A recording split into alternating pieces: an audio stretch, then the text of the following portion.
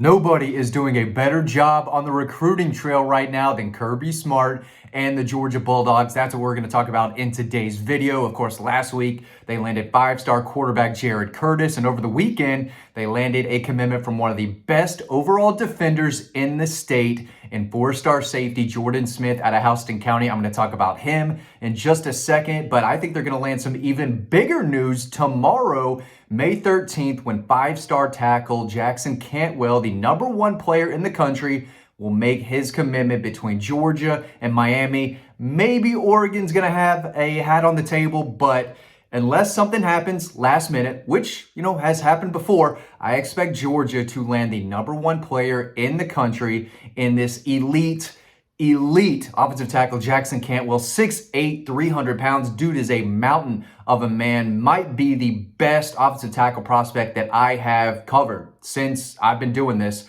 Over 10 years now. He might be the very, very best. Dude is, again, he is a mountain of a man and a pancake machine. I'm going to talk more about him in just a minute as well. But this video basically talking about where Georgia sits with some of their biggest targets across the country in the 2026 class. There's a ton of momentum that the Dogs have right now, and I think good news is going to come not only tomorrow, but possibly in some bunches over the next several weeks leading into the summer, where that's where the official visits happen, right? They're going to start this upcoming weekend. I'm going to talk about that in just a second. But first, let's go back and talk about Jordan Smith, Georgia's latest commitment. Again, he is a sure tackling defender, 6'2", 195 out of Houston County. He's got size, good instincts. I like his film. I think he's got really good film, but he doesn't have, the jaw-dropping 5-6 interceptions, the massive hits, but he's consistent.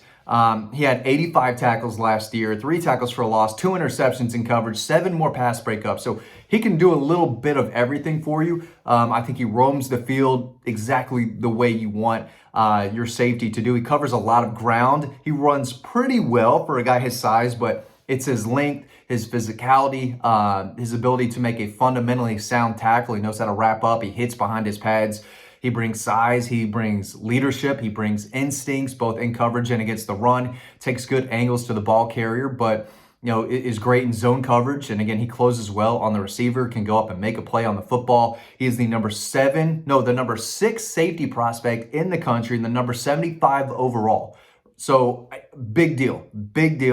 If you're a top 75 player in the country, you're one of the best, right? And he's clearly one of the elite defenders in the state of Georgia, and a guy that, folks who watch this channel consistently, this is not a surprise. Y'all have known about this young man for a while. I've been writing about him since last summer when he earned his Georgia offer, and this is a guy that I've put in several stories talking about, hey, Georgia leads for this guy. He's a really good player. He's an in-state guy. This is someone you need to know about.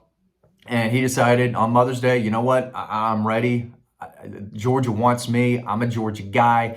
I'm going to go ahead and commit. So he's on the commit list. He's the third safety to jump on board in this class. Zachariah Fort out of IMG Academy was the first. Keelan Jones out of Sprayberry High School, a guy that I went and saw a couple weeks ago. I've got more coming on him over on dogpost.com.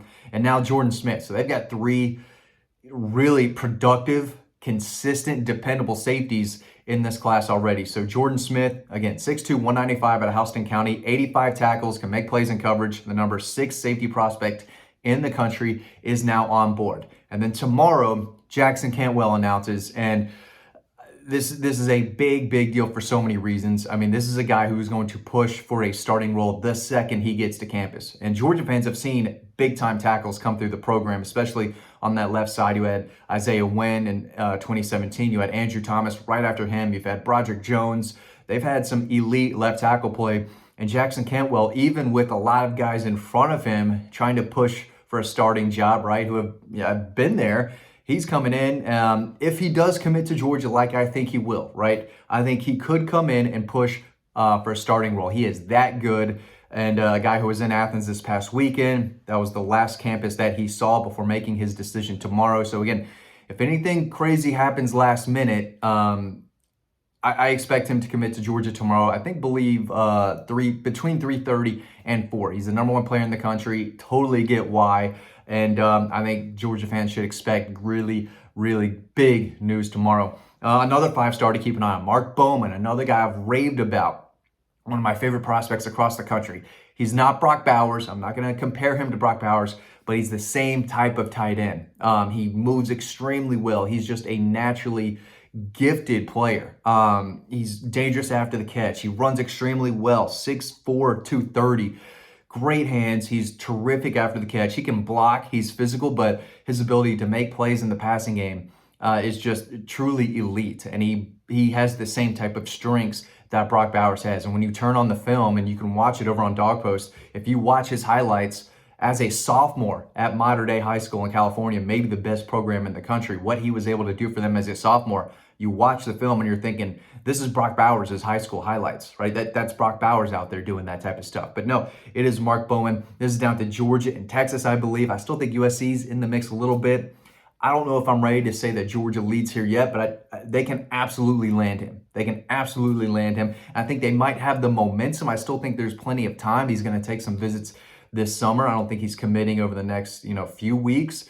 I think he's going to take those visits, then announce. But I do think that Georgia's sitting in a really good spot, and I'm not doubting Todd Hartley. That is the best tight ends coach in America. He's an ace recruiter. He gets his guys every single year. So that's one of the last guys I'm doubting on the recruiting trail. So if I had to make a prediction today, I would say Georgia, but I know Texas feels really good. I think most people, maybe not most, but a lot of people I speak with still think that Texas might be the team to beat. But at the end of the day, he was in Athens for G-Day. I think they've got the momentum in his recruitment. They turn out tight ends as well as anyone. And, Todd Hartley is that guy. He is that dude on the recruiting trail. So I have no problem saying that I can absolutely see Mark Bowman committing to Georgia, especially with Jared Curtis on board and the momentum they have. He knows he can excel in Georgia's offense. Definitely a guy to keep a close eye on. And again, I think the dude's going to be a superstar, whether it's in Athens or Austin, Texas, or anywhere else. The guy is that good, and someone Georgia fans should be ecstatic about if he does decide to jump on board. I think they're in a good spot still with Tyler Atinson, the elite 5-star linebacker out of Grayson. Not a slam dunk. I know a lot of people have basically just penciled him into Georgia's class already. Ohio State wants him badly. He's been to Eugene, Oregon to visit the Ducks. He has a good relationship with Dan Lanning. Texas is after him. Clemson, everyone wants this kid. But at the end of the day, I think it's going to be really tough for him to look at Glenn Schumann, who's been recruiting him since the 8th grade, and say, no thanks, I'm going to go out of state somewhere to play linebacker. I know you're develop linebackers as well as anyone in college football. I know you've coached 3 Butkus Award winners. I know you've coached defenses that have won 2 national championships recently, but I'm going to go somewhere else. I just can't see him doing that in the end. He's incredibly productive, led Grayson to a state championship, and one of the best linebackers I have ever covered. Again, covering Georgia recruiting since 2014. Tyler Atinson, easily one of the best linebackers I've ever seen at the high school level. And I think Georgia is probably still the team to beat. And I'd be surprised if at the end of the day, when it's time for him to make a decision, he goes anywhere else. So that's another 5-star that I think is going to end up in Georgia's class. A couple of wide receivers that I think they're trending in the right direction for. Ryan Mosley, another guy that you all know a ton about. I've talked about him on multiple videos. I've written many stories about him. He is a 2-way player out of Carrollton High School. Georgia is fighting really for him to play defensive back and wide receiver. He said the staff is fighting each other for what position they want him to play. A smooth, sure-handed wide receiver that I've known about for feels like years now. 6'2", 205. He's the number 11 athlete in the country. Caught 55 passes for the Trojans last year for 848 yards and a team-leading 12 touchdowns. Really good player. He's going to be in Athens for his official visit this weekend. I'm not saying it's going to happen, but I would not be surprised if during his official visit this next weekend, he decides, you know what? Why would I go to South Carolina or Auburn or Florida or Tennessee or to anywhere else when I can stay in-state, play for the Dogs, and have this guy, Jared Curtis, throwing me the football, right? So I think Georgia's been training for him for a while, and I've said that many times. And again, on his official visit, if Georgia pushes for a commitment, it wouldn't surprise me. I'm not saying it's going to happen. Wouldn't surprise me if he said, you know what? Let's just end this right now. I want to be a Georgia Bulldog. So he's definitely a guy to keep an eye on. And then Craig Dandridge is a wide receiver out of Cambridge that I've talked a lot about. I think I included him in a video last week. One of the fastest rising wide receivers in the state. 6'1", 180, coming off a giant season for the Bears where he caught 58 passes for over 1,400 yards, 14 touchdowns. I think he is quickly climb Georgia's board at wide receiver. They have 2 on the commit list already.